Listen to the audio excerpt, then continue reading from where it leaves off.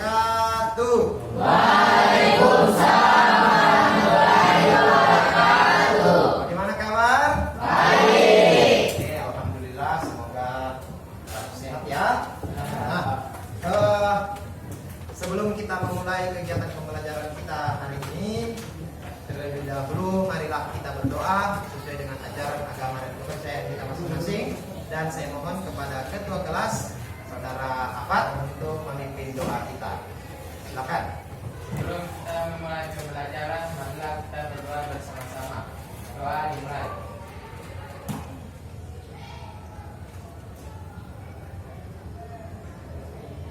Doa selesai. Oke, terima kasih. Ya, intinya kita berdoa supaya apa yang kita harapkan di dalam kegiatan pembelajaran itu bisa kita wujudkan ya. Oke, selanjutnya Pak Guru akan mengecek kehadiran siswa di kelas ini. Ini kelas 11 IPS. Oke, apa ada yang tidak hadir hari ini? Ada. Atas nama Fauzan Ahmad. Siapa lagi? Anastasia Kama. Muhammad Almoni. Siapa lagi? Andri Dia. Oke, jadi ada 4 orang ya. Nah, informasi terkait keempat teman kalian ini kenapa? Sakit. Oke. Jadi kita doakan semoga keempat orang ini bisa diberikan kesehatan dan kekuatan cepat untuk bisa hadir kembali di sekolah ini.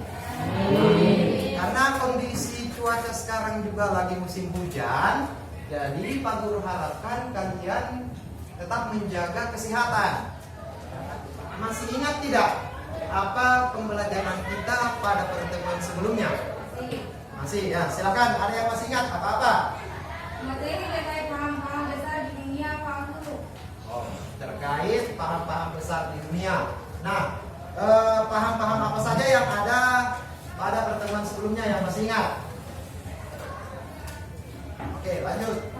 Paham demokrasi, liberalisme, nasionalisme, sosialisme, dan pan-islamisme. Oke, jadi paham liberalisme, nasionalisme, sosialisme, demokrasi, dan pan-islamisme. Nah, terkait dari kelima paham ini, semoga kalian juga masih tetap ingat ya. Salah satunya paham nasionalisme. Paham nasionalisme itu apa? Oke, silakan. Rasa cinta tanah air yang begitu besar, contohnya yaitu rajin ikut upacara bendera, tidak menyebarkan berita hoax di media sosial. Oke, ini luar biasa ya. Kita berikan aplaus dulu buat teman kalian. Jadi, topik yang akan kita bahas seperti yang Pak Guru tadi sampaikan bahwa pengaruh perang dunia terhadap politik global, dan materinya itu adalah Perang Dunia 1. Nah, adapun tujuan pembelajaran kita hari ini adalah yang pertama menjelaskan terkait latar belakang terjadinya Perang Dunia 1. Yang kedua, menganalisis kondisi sosial politik Eropa sebelum Perang Dunia 1. Dan yang ketiga, menganalisis pengaruh Perang Dunia 1 dalam bidang politik, sosial, dan ekonomi. Nah, jadi di sini nanti kondisi sosial politik Eropa sebelum Perang Dunia ini akan menjelaskan semua terkait dengan bagaimana sih kondisi bangsa Eropa pada saat itu. Yang kedua, apa sih dampak yang ditimbulkan dari Perang Dunia 1. Jadi ada 3 hal yang harus kalian selesaikan dan kaji dan harus kalian tuntaskan di sini. Jadi ini tujuan pembelajaran yang harus kita capai. Nah, sebelum kita masuk ke inti materi, apa yang kalian ketahui terkait dengan Perang Dunia 1? Angkat tangan yang bisa. Oke, silakan. Perang yang terjadi di benua Eropa pada tahun 1914 sampai 1918. Oke, perang yang terjadi pada 1914 sampai dengan 1918. Masih ada yang lain? Oke. Perang yang menggunakan bahan gas beracun sebagai senjata pemusnahan massal. Oke, perang yang menggunakan gas beracun sebagai alat untuk pemusnahan pemusnahan massal. Masih ada lagi? Oke, nah, silakan. Perang Dunia I terjadi karena akibat dari terjadinya penyerangan Austria Hungaria Serbia pada Juni 1914. Oke. Kita berikan aplaus dulu.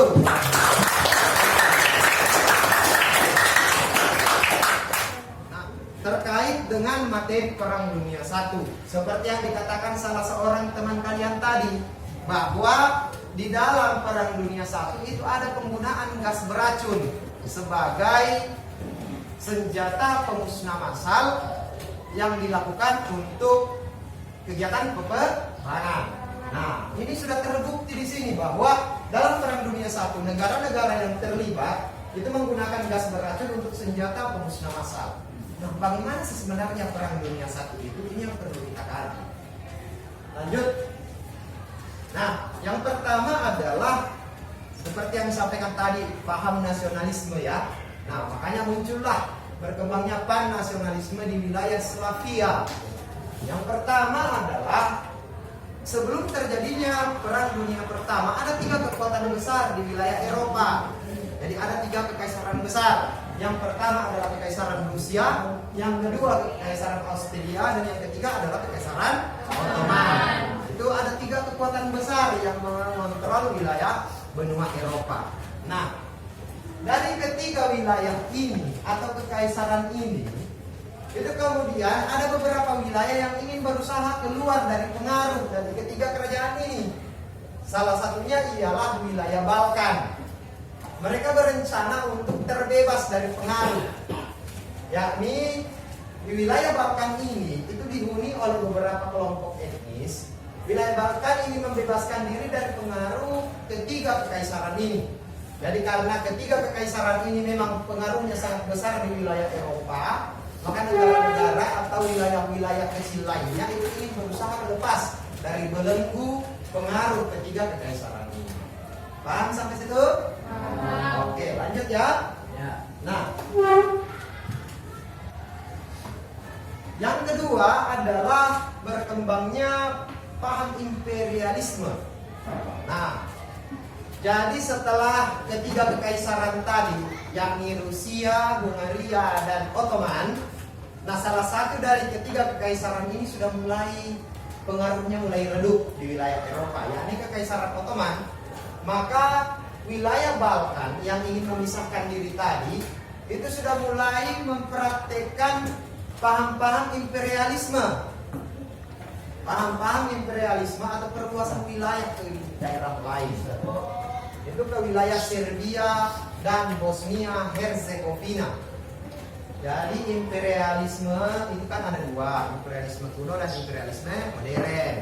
Nah, jadi pada saat Kekaisaran Ottoman pengaruhnya sudah mulai kendor, sudah tidak bisa mengontrol seluruh wilayahnya, maka wilayah Balkan tadi di bagian A itu sudah mulai kan memisahkan diri, ingin lepas dari pengaruh kan. Nah, dari wilayah pengaruh ini, kekurangan pengaruh ini, maka mereka sudah mulai mempraktikkan paham imperialisme yang mereka pahami. Jadi ingin menguasai wilayah-wilayah baru, yakni Serbia, Bosnia, Herzegovina. Itu ya. Dan yang ketiga adalah terjadinya nasionalisme Jerman atau pan-Jermanisme. Apa sih nasionalisme Jerman atau pan-Jermanisme ini? Yakni suatu gerakan politik yang bercita-cita menyatukan seluruh negara kecil berbahasa Jerman yang digagas oleh Otto von Bismarck dari kerajaan Prusia menjadi sebuah negara besar. Nah, pan-Jermanisme ini maksudnya ialah bahwa semua wilayah yang menggunakan bahasa Jerman itu akan disatukan dalam satu wilayah yang besar. Jadi contoh, ada 10 wilayah. Ada 10 wilayah ya. Nah, dari 10 wilayah ini itu kemudian menggunakan bahasa kesehariannya ialah bahasa Jerman. Nah, dari pan-Jermanisme ini atau sifat nasionalisme Jerman, karena kan nasionalisme tadi itu rasa cinta tanah air kan. Nah, makanya semua wilayah-wilayah yang ada jumlahnya 10 misalkan itu menggunakan satu bahasa yakni bahasa Jerman, maka diinginkan untuk dipersatukan. Jadi menjadi satu negara besar. Itulah maksudnya Pan-Jermanisme. Oke, lanjut. Nah, bagaimana sih politik itu? Kondisi politik kan ini kondisi politik Eropa, sosial politik Eropa sebelum Perang Dunia I. Nah, yang keempat adalah kondisi politik. Nah, pada sebelum Perang Dunia I terjadi politik aliansi. Politik aliansi ini ialah persekutuan yang sifatnya militer, di mana negara-negara yang terkait berjanji akan saling melindungi atau mendukung jika salah satu negara diserang oleh negara lain. Inilah yang menjadi salah satu faktor Perang Dunia I. Jadi sebelum terjadinya Perang Dunia I, itu satu dibentuk politik aliansi, di mana di dalam politik ini itu kemudian dibangun satu kesepakatan. Contoh, wilayah 1, wilayah 2, wilayah 3, wilayah 4. Paham sampai situ kan? Nah, keempat wilayah ini itu menjalin kolaborasi atau politik aliansi. Jadi apabila wilayah ini ada yang menyerang dari luar, maka secara otomatis ketiga wilayah ini akan membantu wilayah 1. Paham sampai situ? Jelas? Jelas. Oke, itulah maksudnya politik aliansi. Kalau contoh sekarang bisa kita lihat apa? Biasa dengar kata NATO? NATO? Ini adalah organisasi militer yang dibentuk oleh Amerika bersama dengan sekutunya kan. Nah, ada pasal di dalam NATO itu sendiri bahwa apabila ada salah satu negara NATO yang diserang oleh negara selain NATO, maka seluruh negara NATO akan membantu negara anggota. Sama dengan ini, politik aliansi. Jadi politik aliansi ini lebih terfokus sebenarnya ke bidang militer. Oke, jelas di situ kan? Nah, yang terakhir adalah perlombaan senjata serta persaingan politik dan ekonomi. Nah, di dalam Perang Dunia I sebelum terjadinya itu sebenarnya sudah ada persaingan-persaingan politik, persaingan ekonomi, dan persaingan persenjataan. Nah, inilah yang memicu sebenarnya terjadinya Perang Dunia I. Selain tadi yang disampaikan oleh teman kalian adalah pembunuhan yang terjadi terhadap pangeran dari Hungaria, ya kan? Yang terjadi di Sarajevo kan? Jadi Perang Dunia didukung oleh persaingan teknologi dan persenjataan Prancis, Jerman, Austria, Hungaria, dan Rusia sejak 1890-an. Nah, apa yang menjadi titik berat kita? Jadi dari kelima poin ini, ini menjadi tanda tanya besar sebenarnya. Nah, sebenarnya yang menjadi tanda tanya besar yang harus kalian pecahkan hari ini bersama dengan teman kelompok kalian adalah bagaimana sih sebenarnya kondisi politik dari sebelum peperangan, ya kan? Yang kedua, yakni bagaimana sih pengaruh ekonomi, kondisi sosialnya, bagaimana jalannya perang. Ini yang harus kalian tuntaskan dalam kerja kelompok nantinya. Oke? Jadi karena materi kita hari ini terkait dengan Perang Dunia Pertama. Oke, bisa dipahami? Ada yang ingin bertanya sampai situ? Tidak ada? Oke ya, jadi kita lanjut. Nah, ini yang harus kalian tuntaskan seperti yang Pak Guru bilang tadi. Yang pertama adalah sebenarnya apa sih yang menjadi pemicu perang? Ini toh. Jadi ini yang harus kita kaji secara mendalam. Yang kedua, seperti apa sih sebenarnya krisis Juli itu? Yang ketiga adalah bagaimana sih mobilisasi pasukan selama Perang Dunia Pertama. Yang ketiga adalah, yang keempat adalah rencana Slieven dan invasi atas Belgia. Yang kelima adalah kenapa sampai Britania Raya ikut terlibat dalam Perang Dunia Pertama. Dan yang keenam adalah bagaimana sih keterlibatan Amerika Serikat. Ini yang menjadi tanda tanya yang harus kita tuntaskan. Bisa dipahami? Bisa. Oke. Nah, selanjutnya Pak Guru akan membagi kelompok. Setelah kalian menyimak nanti nama kelompoknya, silakan bergabung ya sesuai nama-nama kelompok. Oke. Ini pembagian kelompok. Silakan bergabung.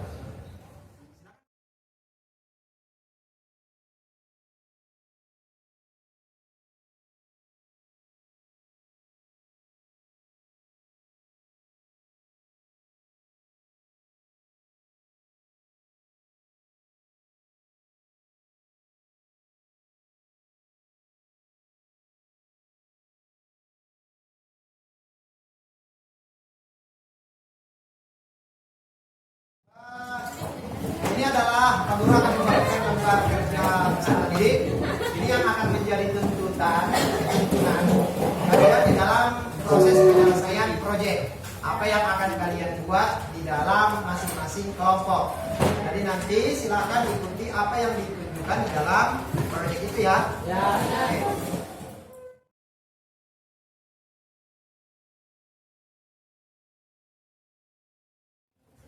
Jadi silakan kalian diskusi terkait dengan apa yang ada di dalam LKPD.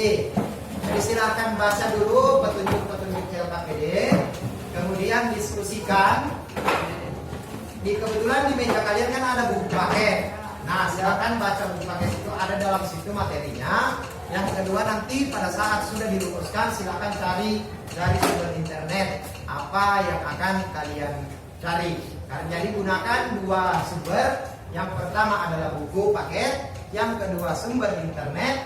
Tapi dengan catatan, ingat ya, sumber internet itu harus sumbernya valid. Harus ditahu dari mana yang menyediakan blognya atau websitenya. Paham kan? Oke, silakan kerja kelompok.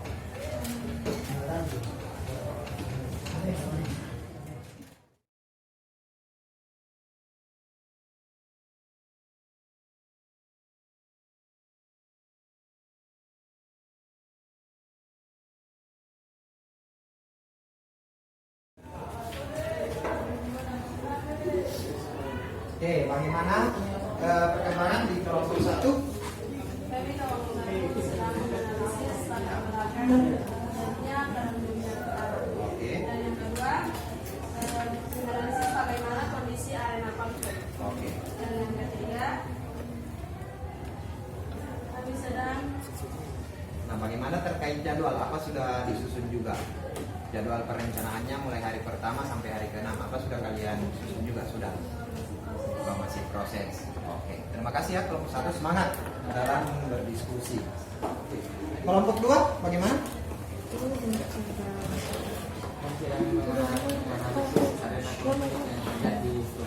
Oh, from barat.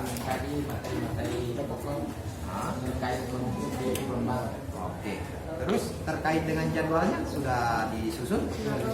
Sudah. Jadi hari pertama, kedua, ketiga, keempat, kelima, dan keenam hari terakhir presentasi sudah ya? Oke.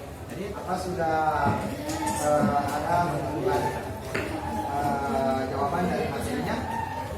Terkait kelompok 3 materi apa? Nah. Oke. Oke. Nah, terkait jadwalnya sudah ditentukan dari hari pertama, hari ini apa, hari kedua, ketiga, dan seterusnya sudah. Kegiatan proyek ini kita harus selesaikan dalam jangka waktu 1 minggu kegiatan pembelajaran. Jadi hari ini itu hanya sekedar menyusun rancangan proyek yang akan kalian buat, dan sampai hari pada pertemuan berikutnya, pada jadwal berikutnya di minggu depan terkait dengan pemaparan. Pak Guru mohon silakan dari masing-masing kelompok memaparkan perencanaan yang telah disusun di dalam kelompoknya masing-masing. Silakan yang memulai. Kelompok dari tengah, silakan. kami dari kelompok 2 akan menganalisis arena konflik yang terjadi di Front Barat. Hari pertama mengumpulkan sumber-sumber terkait tema. Hari kedua konsultasi dengan guru.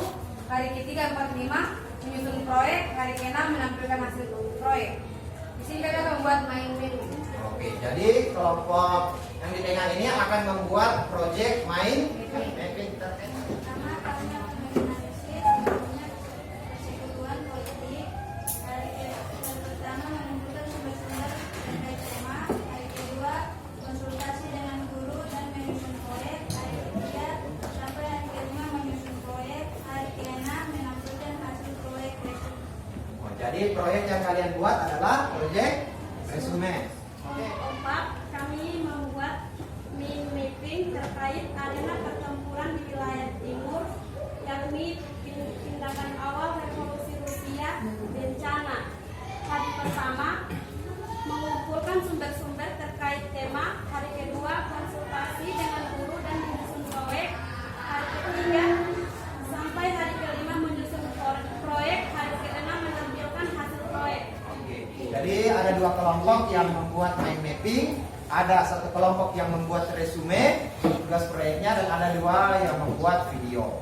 Oke ya. Nah, silakan kalian lanjutkan berdiskusi. Silakan kalian kumpulkan sumber yang akan kalian gunakan di dalam proyek yang telah kalian susun secara bersama. Silakan bekerja sama.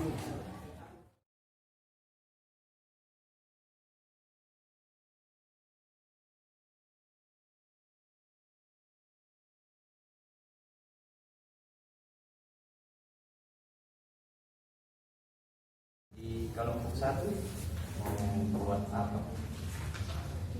Terkait materi. Kami sedang mencari bagaimana kondisi, bagaimana analisis latar belakang terjadinya perang dunia pertama. Jadi pakai sumber dari internet. Nah, nanti ini mau dibuat apa? Video atau materi? Dibuat Jadi digabung-gabung. Jadi nanti pasti sumber ikan pada saat kalian ambil dari sini itu tetap melampirkan ini alamat websitenya ya. Jadi bisa juga pakai sumber-sumber lain. Silakan kasih gambarnya seperti apa. Terima kasih. Kan di sini ada juga gambar-gambar, jadi itu yang harus kalian perlihatkan, itu ya. Terus materi yang lain apa? Apa kemarin latar belakang? yang kedua mencari kondisi arena konflik. Jadi sumbernya sudah ada ya.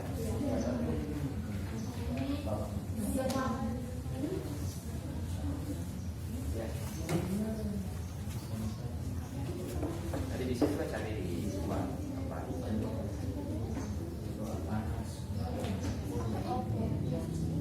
Kalau bukan sampai apa ya? Semangat ya. Kelompok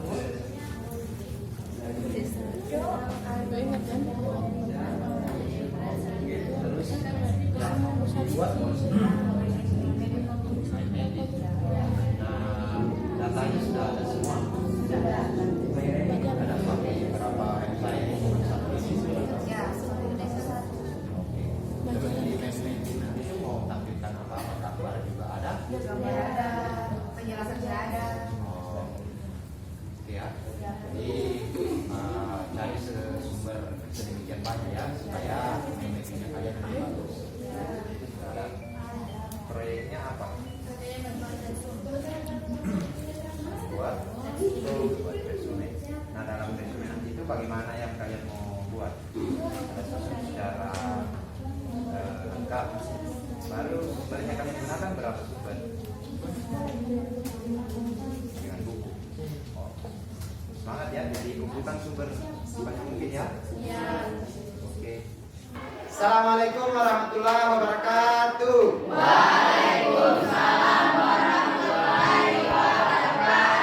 Dan selamat pagi, salam sejahtera bagi kita semua. Om Swastiastu, Namo Buddhaya, salam kebajikan. Bagaimana kabar? Baik. Ya baik, sebelum kita memulai kegiatan presentasi kita pada hari ini sesuai dengan kesepakatan kita pada pertemuan sebelumnya, alangkah baiknya kita berdoa terlebih dahulu. Kepada ketua kelas, saudara Afat, itu memimpin doa. Sebelum memulai kegiatan pembelajaran pada hari ini, marilah kita berdoa bersama-sama. Doa dimulai.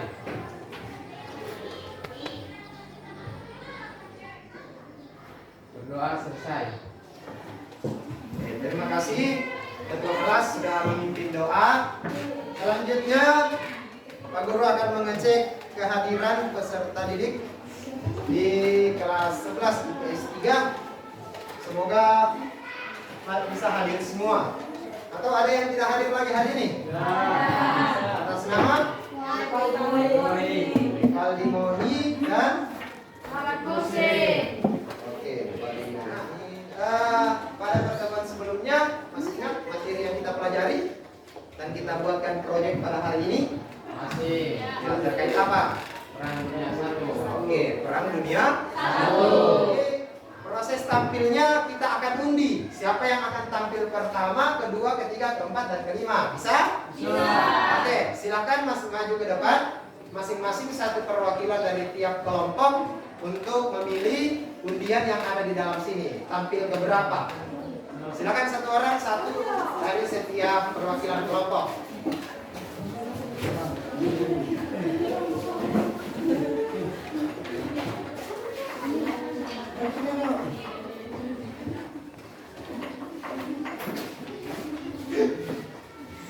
Oke, silakan dibuka masing-masing di kelompoknya. Kelompok 1 tampil ke berapa? Kelima. Oke, kelima. Kelompok 2. Oke, tampil pertama. Kelompok 3 tampil ke berapa? 4. Jadi ingat ya, jangan dibuang, jangan sampai dilupa. Kelompok berapa ini? Kelompok 3 tampil ke berapa? 2. Nah, tampil kedua. Jadi setelah kelompok 2 ya. Nah, kelompok yang di belakang tampil ke berapa? 3. Oke, tampil ke 3. Jadi sudah ada giliran masing-masing ya? Oke, baik. Nah, untuk mempersingkat waktu supaya kegiatan pembelajaran kita bisa maksimal, jadi kita undang dengan memberikan aplaus yang sangat meriah buat kelompok 2.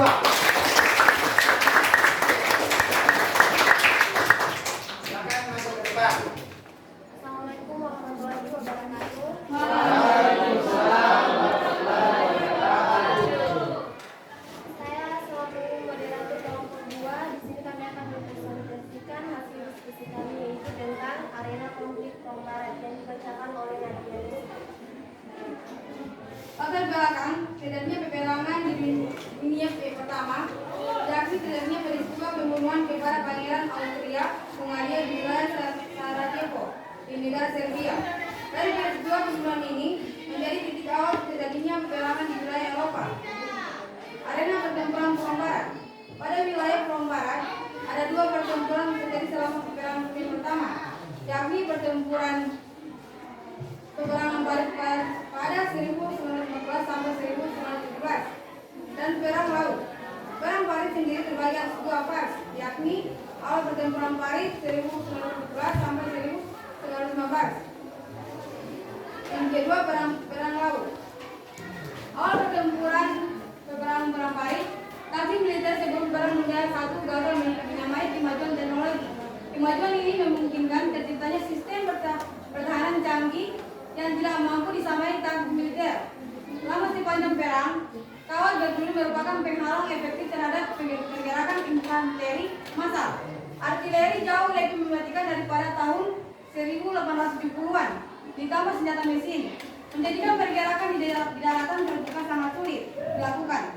Jerman memperkenalkan gas beracun. Teknik ini kerap dipakai oleh kedua pihak, meski tidak pernah terbukti menentukan dalam memenangkan suatu pertempuran.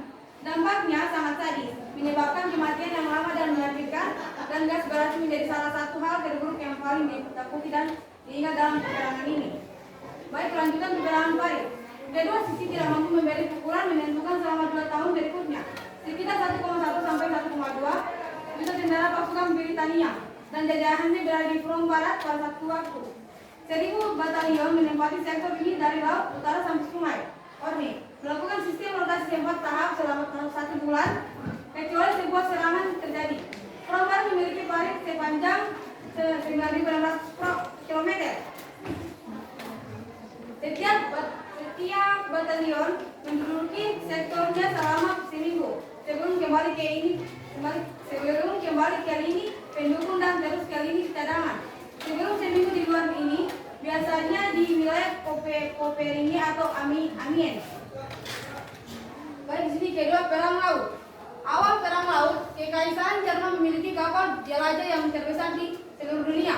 Beberapa di antaranya dipakai untuk dengan sekutu angkatan laut Kerajaan Britania Raya secara sistematis. Tempur mereka meski menanggung mula akibat ketidakmampuannya melindungi kapal sekutu. Misalnya, kapal jelajah ringan Jerman SMS Emden, bagian dari skadron Asia Timur yang berpusat di Tsingtao, menangkap atau menghancurkan 12 kapal dagang, serta menggelemankan sebuah kapal jelajah Rusia dan kapal penghancur Prancis. Namun sebagian besar skadron Asia Timur Jerman terdiri dari kapal jelajah Lapis, baja Skarhorst dan Sinau. Kapal jelajah ringan Nuremberg dan Leipzig dan 2 kapal angkut tidak diberi perintah mencegah jalur perkapalan dan malah diperintahkan kembali ke Jerman ketika bertemu kapal peperangan Britania. Armada Jerman dan Dresden menggelemankan 2 kapal jelajah, Lapis baja dan pertempuran kolonial. Namun hampir hancur pada pertempuran Kepulauan Falkland. Bulan Desember 1914 dengan Dresden dan beberapa kapal membantu hasil kabur, tetapi pada pertempuran Mas'ad Sierra kapal-kapal tidak tadi akhirnya hancur atau ditangkap. Terima kasih.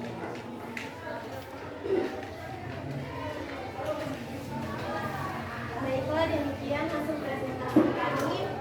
Jika ada yang ingin bertanya, dipersilakan. Oke, dari presentasi yang dilakukan oleh kelompok 2 terkait dengan latar belakang terjadinya Perang Dunia Kedua, Perang Dunia Pertama, dan juga hal yang terjadi di wilayah pertempuran Front Barat. Apa yang hal-hal yang belum kalian mengerti? Silakan angkat tangan yang ingin bertanya. Oke, dari kelompok. Oke, silakan dari kelompok 4. Silakan disimak pertanyaannya ya. Saya selaku dari kelompok 4 ingin bertanya kepada kelompok 2. Kematian Pangeran Austria-Hungaria menjadi pemicu Perang Dunia Pertama. Mengapa bisa dianggap sebagai pemicu? Oke, baik. Kami akan menjawab pertanyaan dari kelompok 4 yang dibacakan oleh Ahmad. Baik, terima kasih. Setelah Franz Ferdinand tewas, Austria Hungaria mengirim ultimatum untuk segera menyelesaikan perkara ini. Tetapi jawaban Serbia tidak menyenangkan dan membuat konflik semakin panas.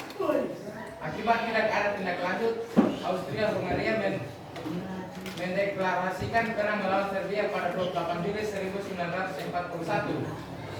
Perang ini segera melebar karena negara lain ikut campur. Kekaisaran Rusia mendukung Serbia, sedangkan Austria Hungaria mendapat jaminan perlindungan dari Kaisar Jerman Wilhelm II. Sekutu Rusia Prancis merespon kejadian ini dengan menyatakan perang terhadap Jerman pada 3 Agustus. Lalu Jerman menduduki Belgia pada 4 Agustus. Peristiwa ini membuat Inggris menyatakan perang dengan Jerman. Dan itulah mengapa perang dunia bisa terjadi, perang dunia pertama. Terima kasih. Baiklah, jika sudah tidak ada lagi pertanyaan, kami akan menutup hasil presentasi kami. Assalamualaikum warahmatullahi wabarakatuh. Waalaikumsalam warahmatullahi wabarakatuh. Kita berikan aplaus yang meriah.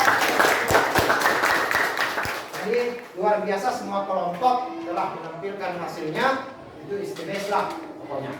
Nah, selanjutnya terkait dengan pertemuan kita hari ini. Mulai dari awal penyusunan proyek yang kalian lakukan di kelompok masing-masing sampai dengan proses tampil hari ini. Apa hal menarik atau apa pengalaman yang bisa kalian ambil dari proses awal sampai akhir hari ini? Angkat tangan nih yang bisa menyuarakan apa pengalamannya. Oke, silakan. Bisa memberikan pengetahuan banyak terkait dengan perang dunia satu. Oke. Diakini penggunaan alat teknologi saat ini sudah bisa dilakukan. Oke. Biasanya sudah banyak menggunakan senjata modern dan juga teknologi. Oke, luar biasa, kita berikan aplaus. Apa nilai moral atau nilai sosial yang bisa kalian petik dari pembelajaran kita terkait dengan Perang Dunia Pertama? Kalau ada silakan. Saya Ya, silakan. Nilai moral yang bisa kita petik yakni dari peristiwa Perang Dunia Pertama memberikan pengalaman buat kita semua dalam menyelesaikan permasalahan. Tidak perlu lewat peperangan, tetapi bisa diselesaikan secara baik-baik melalui diskusi antara kedua belah pihak. Dan peperangan juga tidak memberikan keuntungan, melainkan hanya menyisakan kesengsaraan bagi kedua belah pihak. Oke, luar biasa.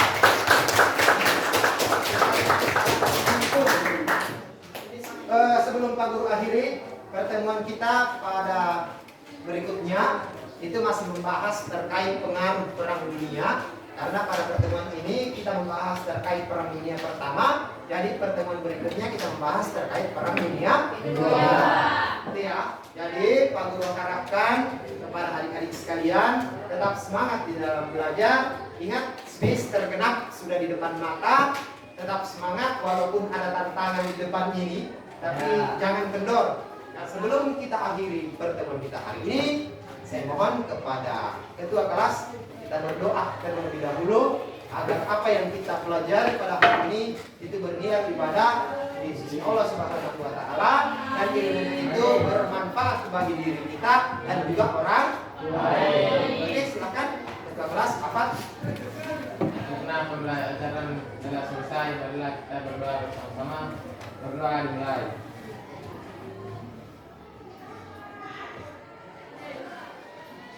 Berdoa selesai. Oke, alhamdulillahirrahmanirrahim. Terima kasih atas partisipasi adik-adik semua. Pak Guru akhiri. Wabillahi taufiq wal hidayah. Wassalamualaikum warahmatullahi wabarakatuh. Waalaikumsalam.